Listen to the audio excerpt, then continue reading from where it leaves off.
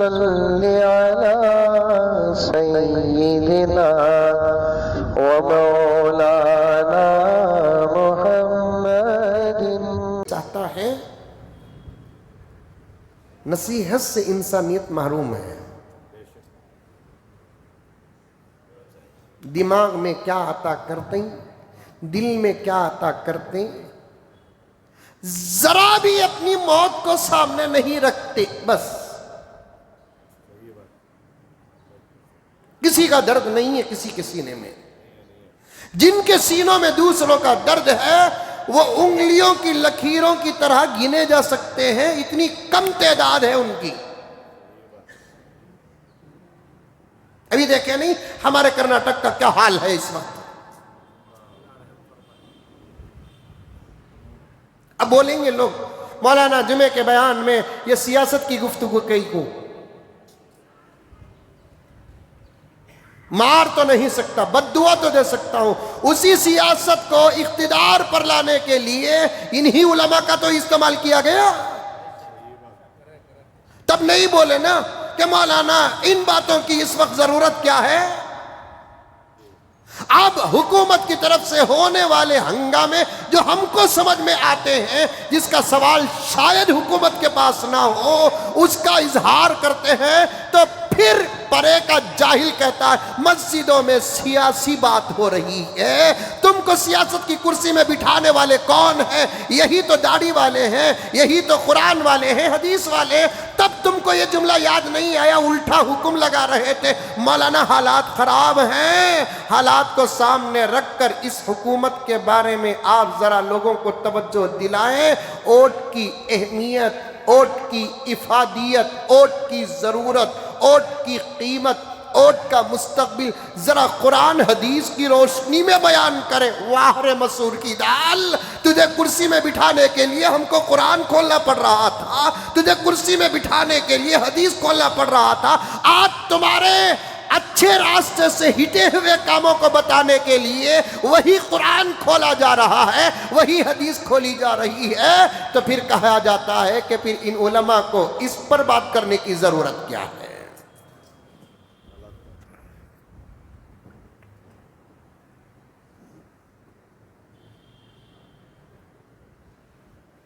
چوپٹ نگری اندراج. میں بارہا کہتا ہوں مجھ پر کوئی کچھ نہیں کہہ سکتا، میری اپنی طاقت ہے.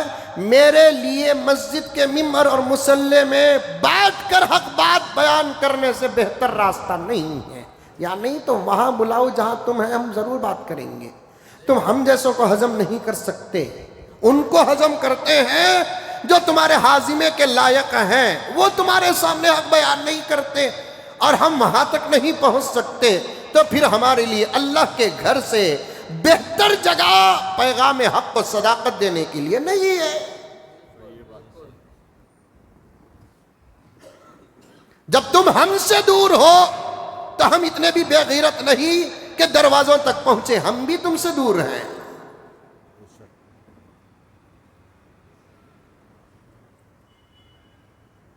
موت کو ڈرو. دیکھیں نہیں کرناٹک کا حال کتنا خراب ہو چکا ہے. یہ میرا اپنا تبصرہ ہے، خدا کرے کہ صحیح رہے اور صحیح بھی ہوگا. یہ بلڈوزر جس کا کرتوت یو پی سے شروع ہو کر یہ وائرس پورے ہندوستان میں پھیل رہا ہے، میں بڑے ادب اور احترام کے ساتھ کرناٹک کی عدالت سے لے کر ہندوستان کی پاورفل عدالت جس کو سپریم کورٹ کہا جاتا ہے، میں بڑے ادب کے ساتھ کہنا چاہتا ہوں کہ اس کارروائی کو سب سے پہلے بند کرے، کیونکہ حکومتوں کا پاور جہاں جا کر ختم ہوتا ہے وہاں عدالت کا پاور شروع ہوتا ہے. اور ہمیشہ حکومتوں کے سر پر عدالت کا ہاتھ رہا، وہ علاقے بہت امن کے ساتھ رہے. اور جن عدالتوں پر حکومت کا سر ہاتھ رہتا ہے وہاں کے علاقوں پر ظلم سر چڑھ کر بولتا ہے. یہ وائرس یو پی سے شروع ہوا بلڈوزر کا اور پورے ہندوستان پھیلتا جا رہا ہے. اور ان ریاستوں پر بھی یہ وائرس کا اثر جا رہا ہے جن ریاستوں پر حکومت کرنے والے دعویٰ کرتے ہیں کہ ہم وہ حکومت نہیں کر رہے ہیں جس کو تاناشاہی کہتے ہیں، ہم وہ حکومت کریں گے جس پر قوم کا بھلا ہوتا ہے۔ یہ کون سی بھلائی ہے راتوں رات گھروں کو توڑ دیا جائے؟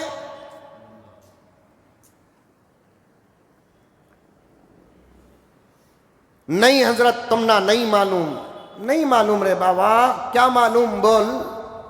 غیر قانونی جگہ میں تھے سو حضرت گھر آئیں، بالکل صحیح، سوری۔ پہلے شہر کے اندر بھی وہ جگہ تلاش کرو جہاں غیر قانونی جگہوں پر خود بڑے بڑے لوگ قبضہ کر کے ناک صابوں کی طرح بیٹھے ہوئے ہیں، ان کو چھوڑ دیا جاتا ہے، غریبوں کو پکڑ لیا جاتا ہے۔ اسی کو رحم کرم، اسی کو انصاف، اسی کو راجنیتی کہتے ہیں۔ وہ تو شہر کے باہر ہے نا۔ میں کہتا ہوں صاف کہ غیر قانونی قبضہ اسلام اس بات کی اجازت نہیں دیتا، یہ انسانیت کا مان مریادہ اس بات کی اجازت نہیں دیتا۔ اس قانون کا ساتھ میں پورا دوں گا، لیکن یہ کون سا انصاف ہے؟ غیر قانونی جگہوں پر غریب قبضہ کرے تو بلڈوزر، اور غیر قانونی جگہوں پر سیاسی لوگ اور بڑے لوگ قبضہ کرے تو خیال تک وہاں نہائی جاتا ہے۔ یہ بھی تو تاناشاہی ہے۔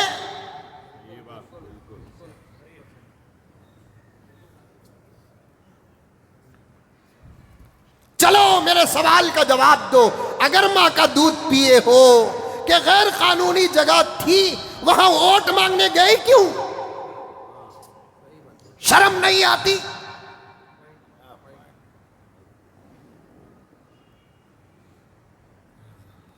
میں یہ نہیں کہتا کہ قبضہ کرنا صحیح ہے، غلط ہے، غلط ہے، غلط ہے۔ اگر کوئی آ کر ہمارے گھر میں یا ہمارے گھر کے صحن میں، ایک انسانیت ہے، ڈوب کر مرو، یہ دنیا میں پھر وہ جملہ دہراتا ہوں، ہمارے ساتھ یہ زمانہ دیر تک نہیں رہے گا۔ ارتھیاں اٹھیں گی، جنازے اٹھیں گے، اس کے بعد کیا ہوگا اپنے کتابوں میں تلاش کرو۔ میرے پاس ایک ہندوازم کی کتاب ہے، اس کے اندر صاف خبر کے حالات بھی لکھے ہیں۔ کیوں مرنے کے بعد پھول کا مالا ڈال کر پھول چڑھایا جاتا ہے، روشنیاں جلائی جاتی ہے، ان کے دھرم میں یہ کام ان کو ثواب پہنچانے کے برابر ہے۔ وہ بات کا فیصلہ ہے دھرموں کے درمیان کا۔ کتنے لوگ غیر مسلم برابر کھانا پکا کر کھلاتے ہیں، اپنے مرحومین کو یا اپنے مرے ہوئے لوگوں کو ثواب پہنچانے کے لیے اس عقیدے کو سامنے رکھو، اور حالات میرے گھر کے صحن میں کوئی آ کر بیٹھ جاتا ہے تو اسے نکالنا تو ضروری ہے، گھر میرا ہے، ناجائز قبضہ ہے، اسے نکالنے کا کوئی طریقہ نہیں ہے کہ بھائی ادب سے پکڑو، بھی اسے کہے کہ بھائی چلے جاؤ، بھی یہاں سے چلے جاؤ، یہ میرا گھر ہے۔ ارے سمجھ میں آ رہی کہ نہیں آ رہی؟ یہ میرا گھر ہے، میرے گھر میں بیٹھے ہیں آپ، تو اچھا نہیں دکھتا، آپ اپنے گھر کو جاؤ، یہ میری جگہ ہے۔ فرسٹ ریکویسٹ، نہیں جا رہا ہے کچھ لوگوں کو بلاؤ کہ بھئی دیکھو بھی ہمارے گھر میں آ کر بیٹھ گیا ہے، تب بھی نہیں جا رہا ہے تو ایک چھوٹی سی وارننگ دو، 1 سے 2 چلے جاؤ بھی، اچھا نہیں لگتا، اب تک میں نے اخلاق کو پیش کیا ہے، اس کے بعد مجھے قانونی کارروائی کرنی پڑے گی۔ یہ دنیا کا نظام ہے، دنیا کا نظام ہے۔ پھر اس کے بعد بھی نہیں جاتا تو پھر کیا کرنا پڑے گا؟ ہاتھ پیر پکڑ کر کو تو باہر کر سکتے ہیں، لاتا مار کر تو اسے گھر سے باہر نہیں کر سکتے۔ یہ کون سی انسانیت ہے؟ کون سی انسانیت ہے؟ میں مسلمانوں کے گھر وہاں ہیں اس لیے نہیں بول رہا ہوں، ہندوؤں کے گھر بھی وہاں ہیں۔ اور میں صاف ملک سے لے کر ریاست تک، ریاست سے لے کر ملک تک، ارے مجھے بولنے کا پورا حق ہے۔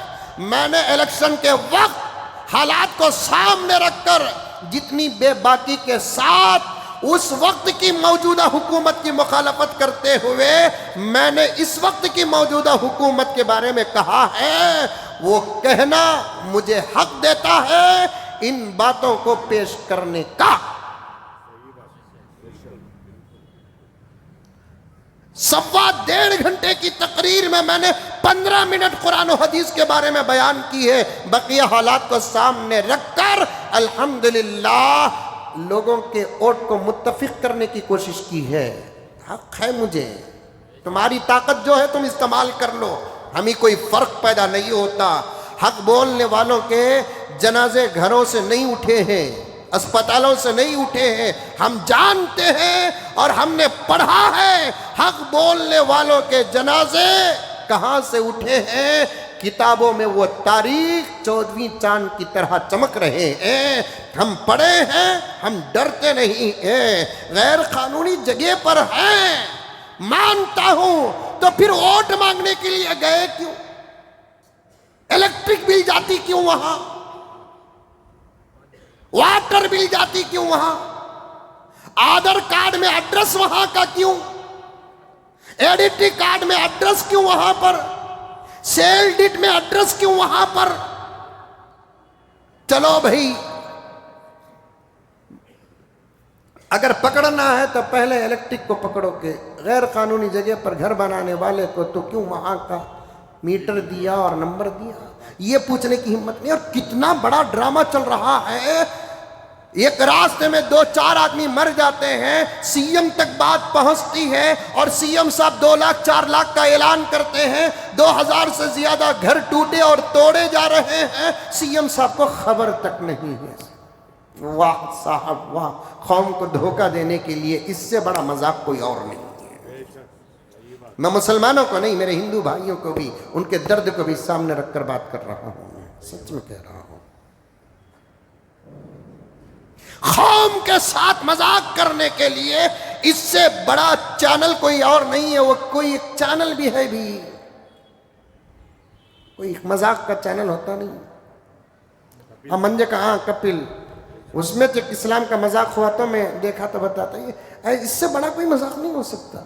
پکڑو الیکٹرک والوں کو، پکڑو واٹر والوں کو، پکڑو آدھار کارڈ والوں کو، پکڑو جو بناتے ہیں، جس کا سینٹرل آفس جہاں ہے وہاں پکڑو۔ غیر قانونی ایڈریس پر تم نے آدھار کارڈ کیوں دیا ہے؟ پاسپورٹ کتنے لوگوں کے وہاں پر ہوں گے؟ کوئی غریب ہے پاسپورٹ تو بنائے ہوں گے نا وہاں پر۔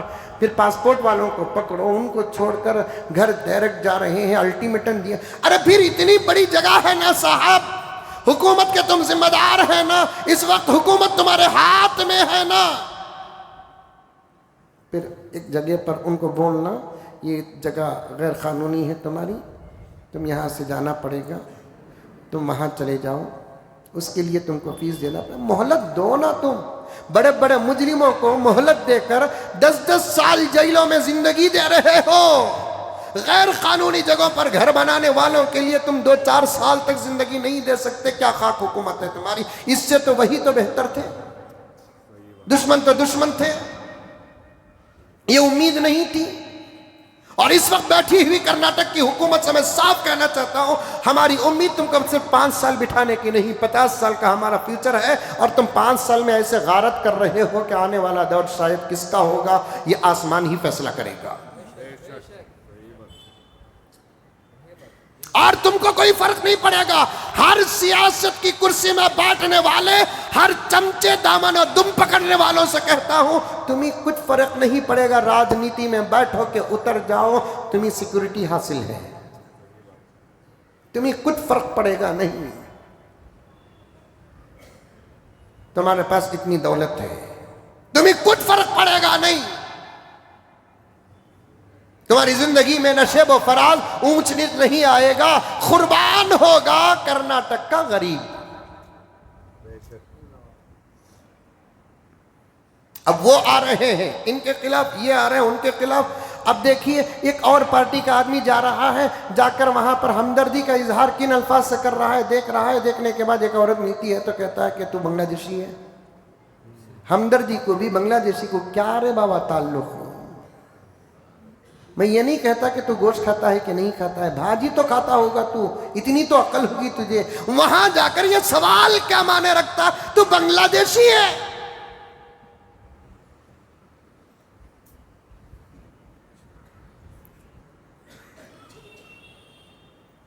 کوئی سکون سے رہتا نہیں، رہنے دیتا نہیں۔ بنگلہ دیشی چلو بھائی ڈاؤٹ ہوا تو یہ سوال مت کرنا، آدھار کارڈ لے کر دیکھو کہاں کا ہے پتہ چل جائے گا، ڈاکومنٹس لے کر دیکھو کہاں کا ہے پتہ چل جائے گا۔ ہر جگہ مذاق ہو رہا ہے۔ لا حول ولا قوت الا باللہ العلی العظیم۔ اللہ سے خوب دعا کرو، اے اللہ اس دھرتی میں امن و امان کے فیصلے فرما، اے اللہ اس دھرتی میں پیار و محبت کے فیصلے فرما، اے اللہ اس دھرتی میں اتحاد اور اتفاق کے فیصلے فرما۔ کوئی بھی حاکم کیوں نہ ہو، ہندو ہو کہ مسلمان ہو، ایسا ہم کو عطا کر۔ اللہ کے نبی کی دعا، کروڑوں رحمت نازل ہو پرافٹ محمد صلی اللہ علیہ وسلم پر، کروڑوں رحمت نازل ہو پرافٹ محمد جگت گرو پیراک محمد صلی اللہ علیہ وسلم پر۔ جب دعا ایسے حالات پر سکھائی تو آقا نے یہ نہیں کہا اللہ سے کسی مسلمان سی ایم کی دعا کرو، اللہ سے کسی مسلمان پی ایم کی دعا کرو، اللہ سے کسی مسلمان ایم ایل اے اور ایم پی اور کونسلر کی دعا کرو۔ مولانا گواہ ہے، کئی علماء پر میری نظر پڑ رہی ہے، پوچھ کر دیکھو کہ اللہ کے نبی نے کیا کہا۔ حکومت مذہب کا خاصہ نہیں، وہ بھی کر سکتے ہیں، ہم بھی کر سکتے ہیں، ہم بھی کر سکتے ہیں، وہ بھی کر سکتے ہیں۔ آقا نے کیا دعا دی سکھائی، اللہ سے ایسے موقعوں پر یہ دعا کرو کہ اے اللہ ہم پر ایسے بادشاہوں کو مسلط نہ کر جن کے دلوں میں رحم نہ ہو۔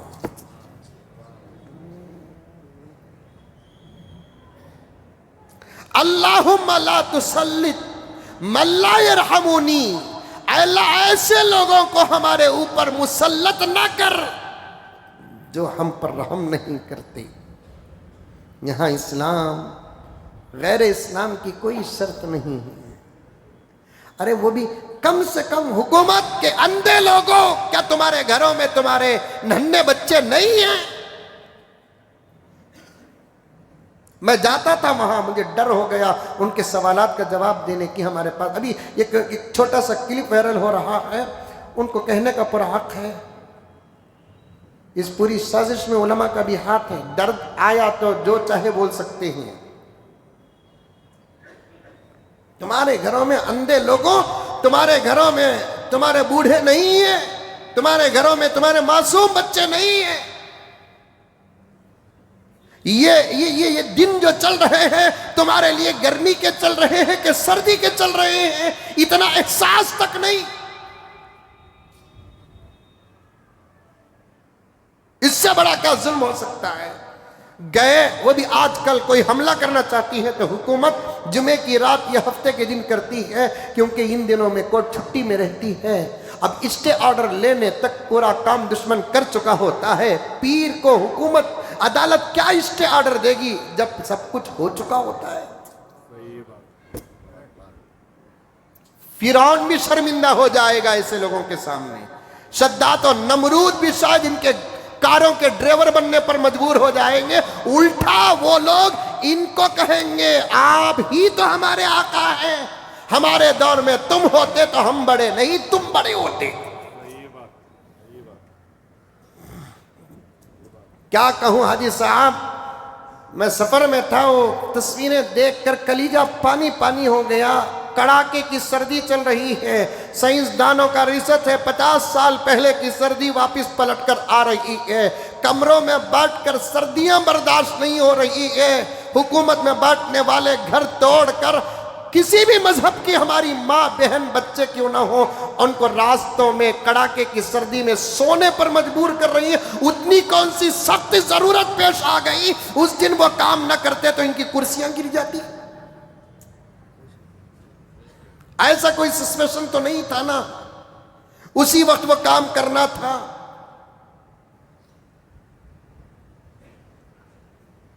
کاروں میں اے سی ڈالنے کے بجائے ہیٹر ڈال کر چلنا پڑتا ہے۔ ایسے دنوں میں اتنا خطرناک کام کون ہے پوچھنے والا؟ وہ دور چلا گیا۔ آزاد سیاسی لوگ پھرتے تھے، مظلوم جا کر اونٹوں میں گھوڑوں میں بیٹھنے والوں کے پاس اپنا انصاف پوچھتا تھا۔ آج معمولی کونسلر کے پاس جانے کے لیے 17 دروازے پار کرنا پڑتا ہے۔ سی ایم تک پہنچنے کی مشکل کا حال کیا ہوگا؟ ذرا چھوٹا سا اقتدار کیا مل گیا وہ اپنے آپ کو باڈی گارڈوں کے بیچ میں گھر جاتا ہے. کون ملتا ہے؟ میں سب سے کہنا چاہتا ہوں انسانیت کا درد، اس کی ضرورتوں کو، اس کے حالات کو سامنے رکھو. پکی بات ہے سامنے والا غلط کرتا ہوگا یا غلطی پر ہوگا، اس کی اصلاح اور راستے نکالنے کے کئی طریقے ہوتے ہیں. دیوانہ اٹھیا ملیدہ کوٹیا، پھر عدالت کس بات کی ہے؟ قانون کس بات کا ہے؟ لائرز کس بات کے ہیں؟ جج کس بات کا ہے؟ پھر اس کے بعد وعدے ہوتے ہیں، وعیدیں ہوتے ہیں، تسلیاں دی جاتی ہیں، ہم تمہارے ساتھ ہیں، ہم گھر دیں گے، دکان دیں گے، گاڑی دیں گے، بنگلہ دیں گے. اللہ اکبر. اس ماں کا دل کیا کہا ہوگا، اس بچے کا دل کہا. چھوٹا سا معصوم بچہ کھڑے ہو کر دیکھتا رہا، آخر میرا گھر کیوں توڑا جا رہا ہے. اسے گھر کی بیرو کی فکر نہیں، گھر کے الماری کی فکر نہیں، گھر کے پلنگ کی فکر نہیں، اس کے جھومر کی فکر نہیں، ٹی وی کی فکر نہیں، اس کے ہاتھ کے چھوٹے سے کھلونے کی فکر ہوگی. اس بلڈوزر کی زد میں اس معصوم کا کھلونا بھی گیا ہوگا. اس بچے کی آہ کا جواب نسلوں کو بھگتنا پڑے گا. طریقہ ہے، جمہوری حکومت ہے.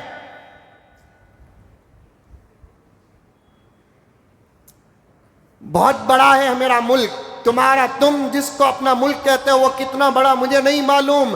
میرا ملک ہندوستان بہت بڑا ہے، بہت بڑا ہے. 140 کروڑ نہیں، 1040 کروڑ بھی پیدا ہو جائے تب بھی ہمارے ملک میں سمانے کی جگہ ہے. مودی کی نگاہوں میں ملک چھوٹا ہے، یوگی کی نگاہوں میں ملک چھوٹا ہے، امت شاہ کے نگاہوں میں ملک بہت چھوٹا ہے. میری نگاہ میں ملک بہت بڑا ہے، بہت بڑا ہے، بہت بڑا ہے. کاروں میں بانٹنے والوں کو ملک کیا نظر آئے گا، اے سی کے کمروں میں بانٹنے والوں کو ملک کیا نظر آئے گا. ذرا باہر نکل کر نارمل زندگی گزارو، راستوں میں گزر کر جاؤ. بہت بڑا ہے ہمارا ملک. اللہ تبارک و تعالیٰ نے ہمارے ملک کے اندر وہ وسعت عطا فرمائی ہے. ڈرتے ہیں یہ چور، ڈرتے ہیں کہ ملک کی جگہ تنگ پڑ جائے گی. تمہارے دل چھوٹے ہیں، سینے چھوٹے ہیں، سوچ چھوٹی ہے. میرا ملک بہت بڑا ہے. تمہارے دل، تمہاری سوچ، تمہارے خیالات بہت چھوٹے ہیں. میرا ملک بہت بڑا ہے.